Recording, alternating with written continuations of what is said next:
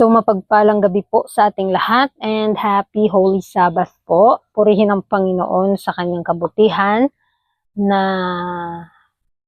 pinaabot niya po tayo sa mga oras na ito na banal. At samahan niyo po akong pag-aralan ang chapter 28 ng Ministry of Healing. So entitled Ministry of the Home. So isa-isahin po natin ito upang atin pong malaman na nasa tahanan po pala nakasalalay ang pag-build ng karakter ng mga kabataan at sa darating na henerasyon sa ating sanlibutan. Sinasabi dito, the home, foundation of society, church, and nation. So ang tahanan po pala ay pundasyon ng ating society, sa ating iglesia at sa ating bansa. Sinasabi dito, the restoration and uplifting of humanity begins in the home. So, saan po magsisimula? Sa tahanan. The work of parents underlies every other. Society is composed of families and is what the heads of families make it. So, tandaan po natin mga kapatid na ang pinakamahalagang gawain sa buong mundo ay nagaganap sa tahanan. So, ang mga magulang ay hindi lamang sila dapat mag-alaga ng mga anak, sila ay humuhubog din sa kinabukasan ng lipunan, ng simbahan at ng bayan, ng bansa. Kung nais nating makakita ng tunay na pagbabago sa mundo, kailangang simulan natin ito sa pagpapanumbalik ng espiritual, moral at emosyonal na lakas ng pamilya. Out of the heart are the issues of life. So, sa loob ng ating mga puso, ito ay nagpapakita sa ating mga gawa, ito ay nagpapakita kung sino tayo. And the heart of the community, of the church, and of the nation is the household. The well-being of society, the success of the church, the prosperity of the nation depend upon home influence. So ito po yung tatandaan natin na nasa tahanan nakasalalay ang magiging resulta kung ano ang magiging henerasyon natin sa ngayon at sa mga darating. Kung paano tayo nagbi-build ng character dito sa ating tahanan, dito sa mundong ating kinagagalawan, ay nawa maihanda natin ang ating mga sarili, ang ating mga mahal sa buhay, ang ating mga anak, ang ating mga magulang, lahat ng mga tao sa paligid natin into eternity, mga kapatid.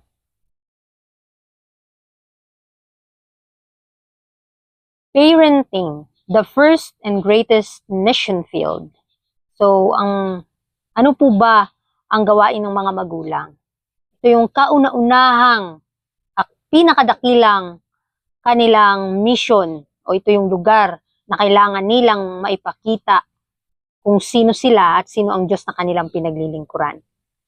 Sa buhay ni Kristo, mga kapatid, sa Luke 2 verse 51 to 52, and he went down with them and came to Nazareth and was subject unto them, but his mother kept all these sayings in her heart, and Jesus increased in wisdom and stature and in favor with God and man.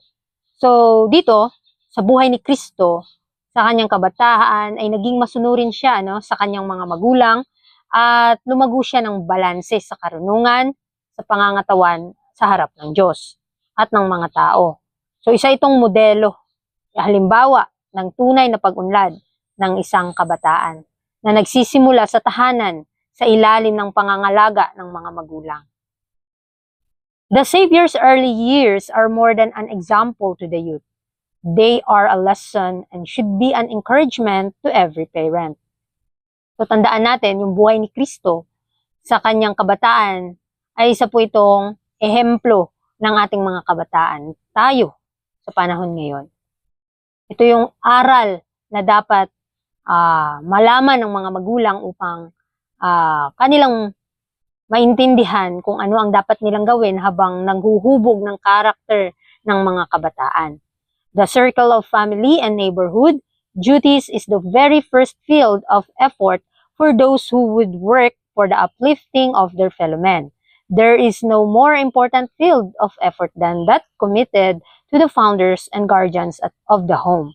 No work entrusted to human beings involves greater or more far-reaching results than does the work of fathers and mothers. So tandaan natin, yung sa loob ng tahanan, sino yung ating mga kasama sa tahanan, ito po yung gawain ng ating o ng mga magulang kung paano nila ma-build ang character ng kanilang mga anak. Ito yung pinakaunang mission field na kanilang ipapakita nila ang kanilang character. Ipapakita nila kung sino sila at sino ang Diyos na kanilang pinaglilingkuran. At sa buhay ni Jesus bilang kabataan ay hindi lamang itong isang inspirasyon sa mga magulang na sa simpleng pamumuhay at pagsunod, may dakilang kapangyarihang humuhubog ng karakter. So ang tahanan po ay ang tahanan at ang komunidad ang unang larangan ng misyon. So bago tayo tumulong sa malalayong dako, kailangan munang maging tapat sa mga tungkulin sa pamilya at sa ating mga kapitbahay. So yung pagiging magulang ay hindi simpleng tungkulin lamang. Ito isang banal na misyon na may panghabang buhay at pangkailanmang epekto sa hinaharap ng lipunan, simbahan at bansa.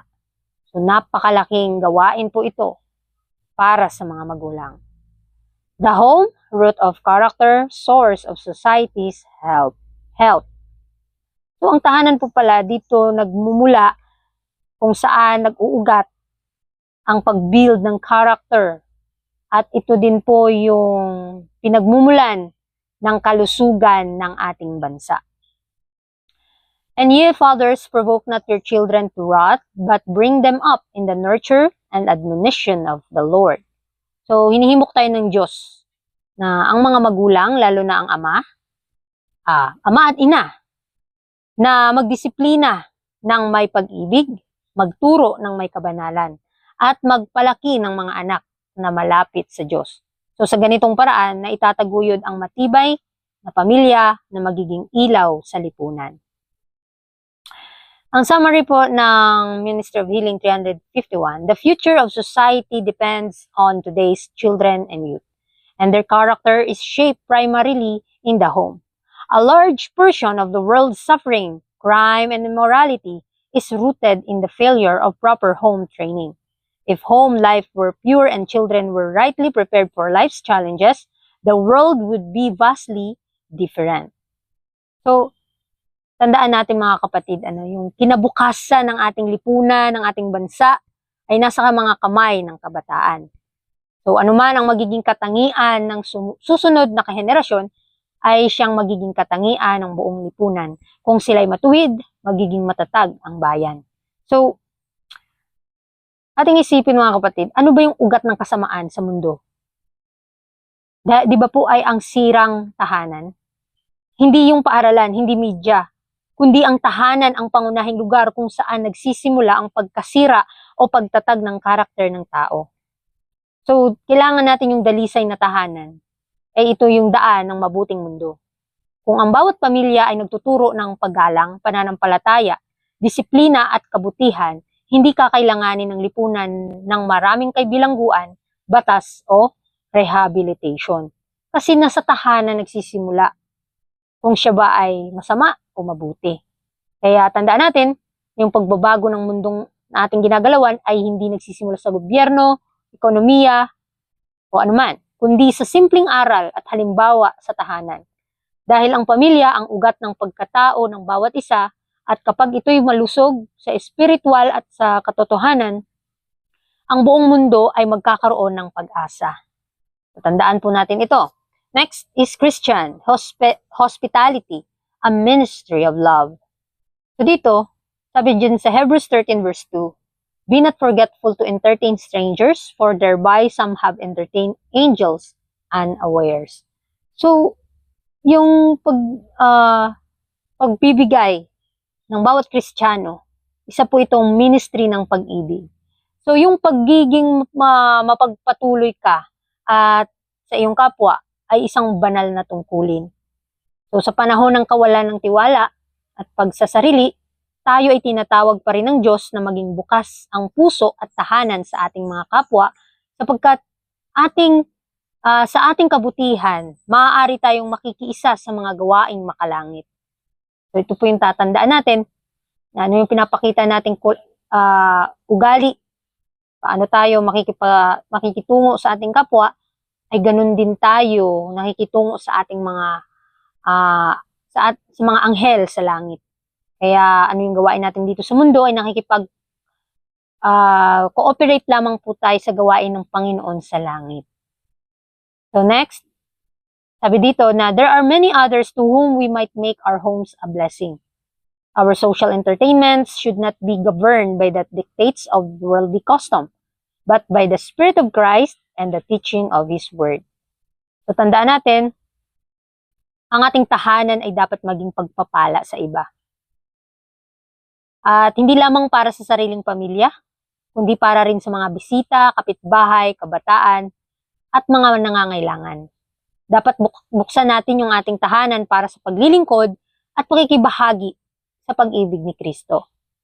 So, iwasan natin yung makasanibutang kaugalian sa mga salo-salo o pagtitipon. Hindi kailangang maging magarbo o makasanlibutan ng ating mga pagtitipon. Hindi ito dapat patungkol sa pagpapasikat o pagkakatuwaan lamang. Dahil ang Espiritu ni Kristo ay ang kanyang salita ang dapat maging gabay ng ating tahanan. Dahil tandaan natin, yung tunay na kasayahan sa tahanan ay yaong may kabutihan, kabanalan at makadiyos na impluensya. Ito din yung uri ng samahan na nagbibigay inspirasyon, nagpapalakas ng pananampalataya at nagpapakita ng pag-ibig ng Diyos. So, ang ating mga tahanan ay hindi lamang kandungan, kundi ito yung sentro ng ministeryo at pag-asa para sa iba. Sa halip na sundin natin yung uso ng sanlibutan, ang ating mga pagtitipon at pakikitungo sa kapwa ay dapat magpakita ng Espiritu ni Kristo at ng liwanag ng kanyang salita.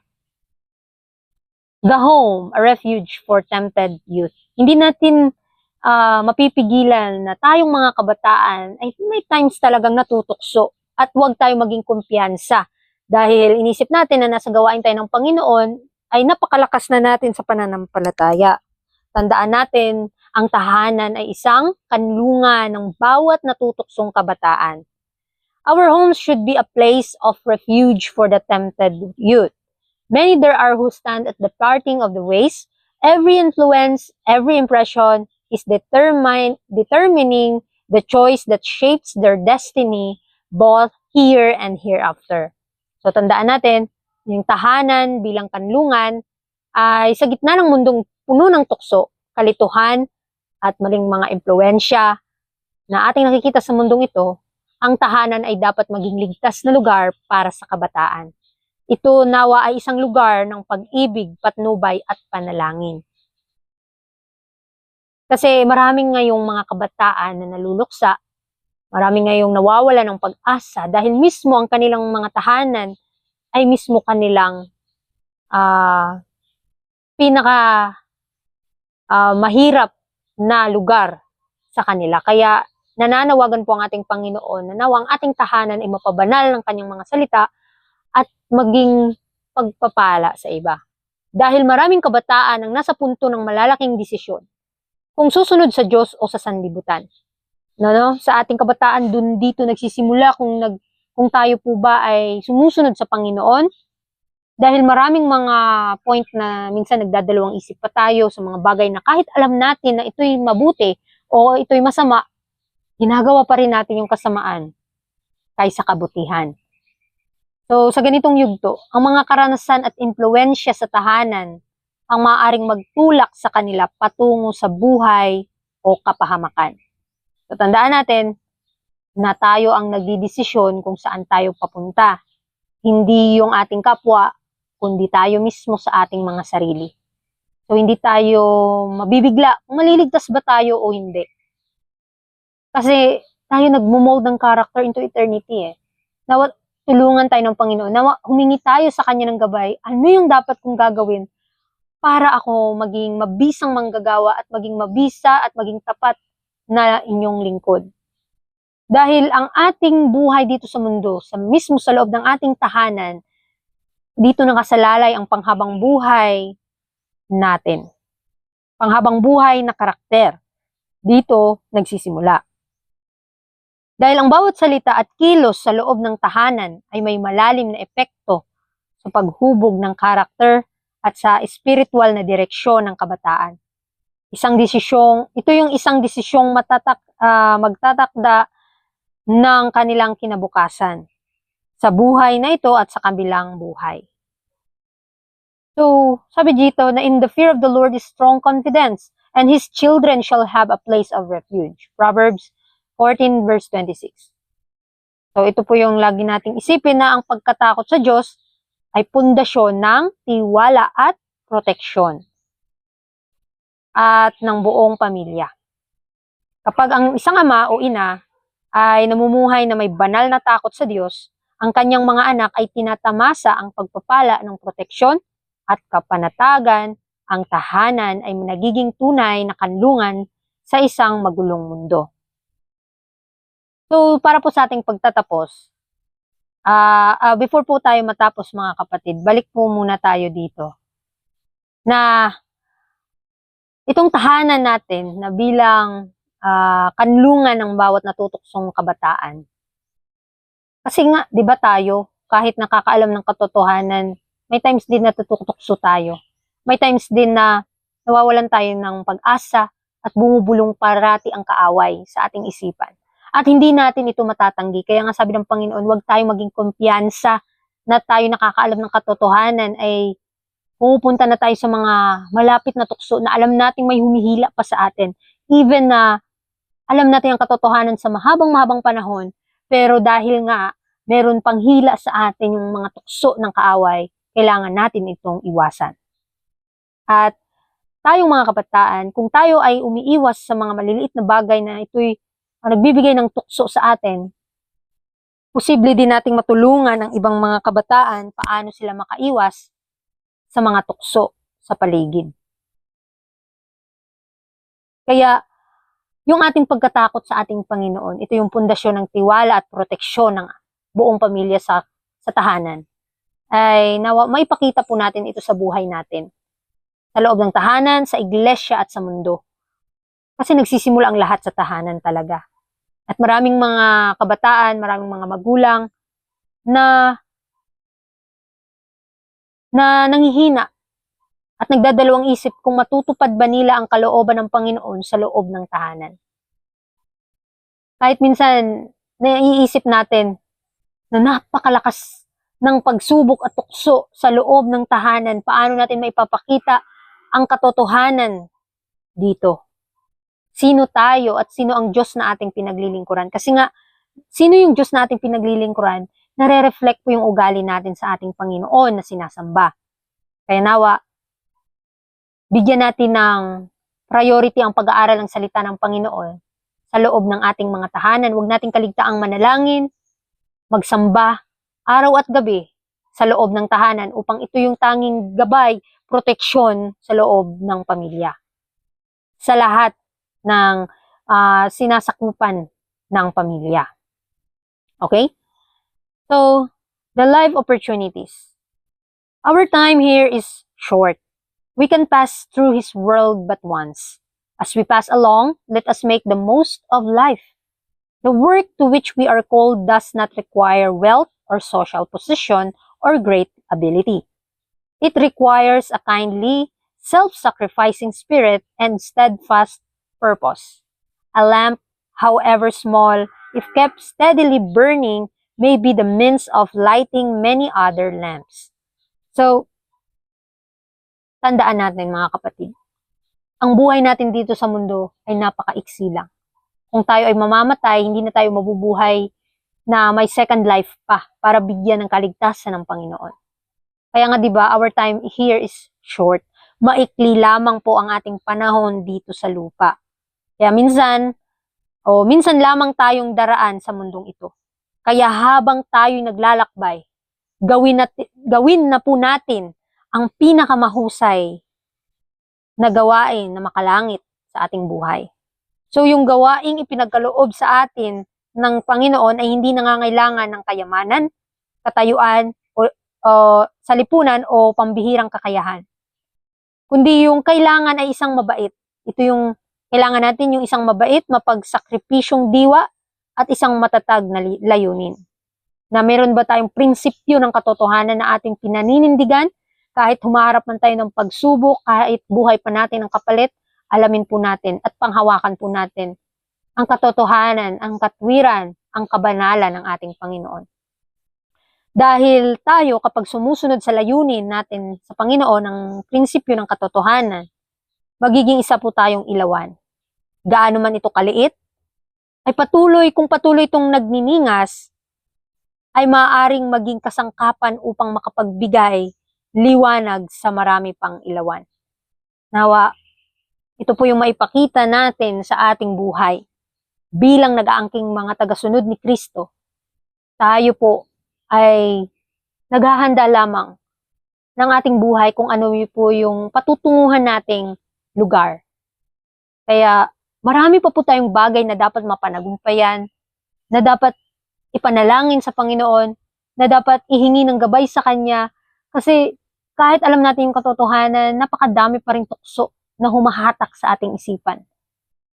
At minsan nakakalimutan nating manalangin, minsan nakakalimutan natin na tayo ay naghahanda para sa pangwalang hanggang buhay sa ating hinaharap na buhay. Kaya nawa ito po yung lagi nating pakaisipin, na tayo ay inuhubog ng Panginoon habang tayo naghihintay sa Kanya dito sa mundo. Tinutulungan lamang niya tayo para makaangkin ng buhay na inaasam nating lahat doon sa langit. If we will open our hearts and homes to the divine principles of life, we shall become channels for currents of life-giving power. Ano daw po? Na kung ating pong bubuksan ang ating mga puso at ang ating mga tahanan sa mga banal na prinsipyo ng buhay, tayo po ay magiging daluyan ng pagpapala at ng buhay na magbibigay ng kapangyarihang makapanagumpay sa ating mga kahinaan. Mabibigyan natin yung ibang mga tao sa dapat nating gawin. O mabibigyan natin ang mga tao ng katotohanang ating pinaninindigan. From our homes will flow streams of healing, bringing life and beauty and fruitfulness where now are barrenness and dirt. So, yung daluyan ng nagbibigay buhay na kapangyarihan, ito po yung tahanan. So, ang mga tahanang sumusunod sa kalooban ng Diyos ay nagiging kasangkapan ito ng kanyang kapangyarihan upang magdala ng buhay sa mga kapitbahay, kabataan at sinumang ating nakakasalamuha. Yung sinasabing streams of healing, mga kapatid, mula sa ating mga tahanan. Isang tahanan na puno ng pag-ibig, kapayapaan at panalangin ay nagpapagaling ng damdamin, nagbibigay ng pag-asa at nagtatanim ng bagong buhay. Sa halip na lugar ng tensyon at kasamaan, ang tahanan ay magiging bukal ng kagandahan, katuparan at espiritual na bunga. Kaya tandaan natin, yun na nga sinabi ko kanina, na nawa papasukin po natin si Kristo sa ating mga tahanan dahil ito'y magiging isang ilawan at kagalingan sa sanlibutan na ating kinagagalawan. So sa halip na ito'y maging tagtuyo ng pag-asa at kabuluhan, magkakaroon ito ng buhay at kasaganaan sa lahat ng maaabot ng ating impluensya. So buksan po natin ang ating mga puso at ng ating mga tahanan sa banal na prinsipyo, mga kapatid. Kaya sa ating pag-aaral ng chapter 28 ng Ministry of Healing, nawa marami po tayong mapulot na lesson na sa ating mga tahanan, lalong-lalo na sa mga taong naghahanda na o nagpaplano na magtayo ng sariling pamilya, ay kailangang huwag nating kakalimutan na meron po tayong tungkulin sa loob ng ating tahanan.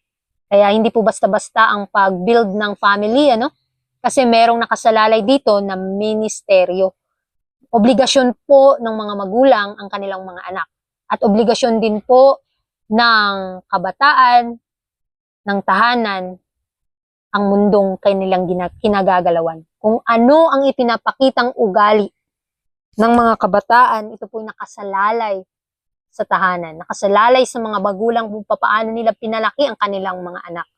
Kaya habang may buhay, kailangang pagsikapan po nating maging mabisang tagadala ng katotohanan.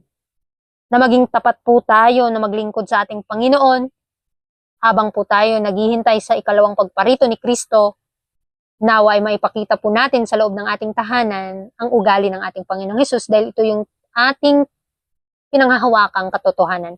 Ito yung sinisikapan ng bawat kabataan, bawat magulang na maangkin sa kanilang buhay. Lahat tayo nagsisikap, walang bata at matanda na consider dito.